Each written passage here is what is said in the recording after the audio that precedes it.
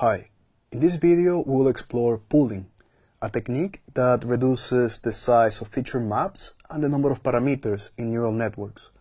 This presentation covers max, min, and global pooling operations. We're going to see how these operations work in practice. So what we see here is a network that processes 32 times 32 RGB images through two convolutional blocks. Each block contains 2D convolutions, a ReLU activation, and something called max pool 2D layers. The first convolution expands 3 input channels to 16 feature maps. It creates 16 images. This is what we see in the diagram. This input image turning into like this fat stack. This fat stack represents 16 feature maps. The second convolution expands this to an even fatter stack of 32 feature maps. The max pooling 2D with stride 2 reduces the spatial dimensions by half after each convolution. After 2 convolution operations, the 32 times 32 input becomes 8 times 8 pixels. Then we do a flattening call to convert these 32 feature maps of size 8 times 8 into a 2048 dimensional vector. 3 dense layers progressively reduce the dimensions to classify images into 10 categories. The schematic shows how the feature learning happens, followed by the classification stage that we're doing with multi-layer perceptron, as we saw before. Max pooling selects the highest value in each window. What it does is that it's just going to pick the pixel that has the highest intensity. And we see in the image that this preserves edges and prominent features while reducing by half the spatial dimensions. This operation creates a sparse representation that keeps only the strongest activations. Then we have this min pooling operation that just computes the average in those 2x2 windows.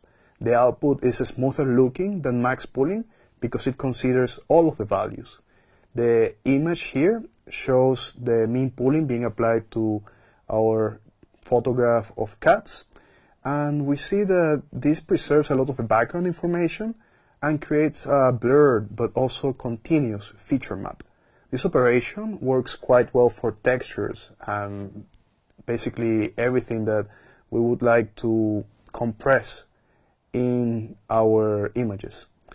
We have a third operation that is called global pooling. This one is going to convert the feature maps into fixed length vectors. So it's going to take, for example, a whole image that could have 100 different values, and it's going to compress it into a single value. If we do adaptive max pool 2D, we're going to take the maximum value of this 100 pixel image. If we do adaptive min pooling, we're going to take the mean value of this 100 pixel image.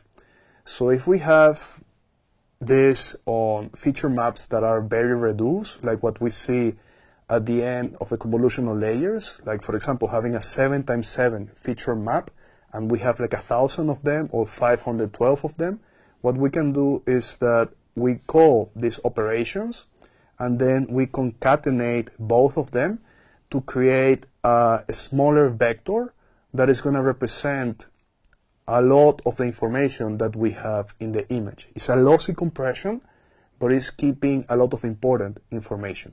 The red circle that we see in the diagram shows where we're going to be doing global pooling instead of a flattening operation that we saw before. So this network modifies the previous architecture by replacing the flattening layer, and this is something that would allow us to train the model while using less parameters. This is also something that will probably help us against overfitting. We need to experiment with this on our particular dataset, and this technique is very common in modern architectures like ResNet to prevent overfitting. So this is something that we're going to explore more in the practical section of this particular course. We're going to see more of this downsampling of images with adaptive global pooling when we do a lot of the experiments related to interpretability of models. There is a very powerful technique called class activation mapping that depends on this global pooling.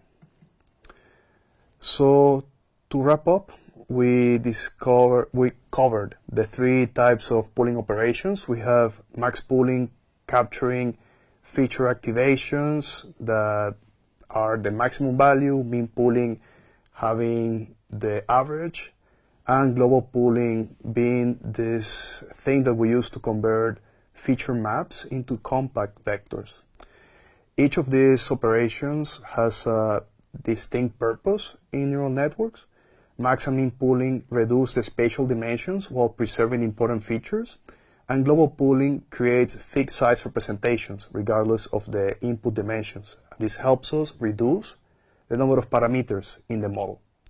The choice of pooling depends on the task requirements and the computational constraints that we have.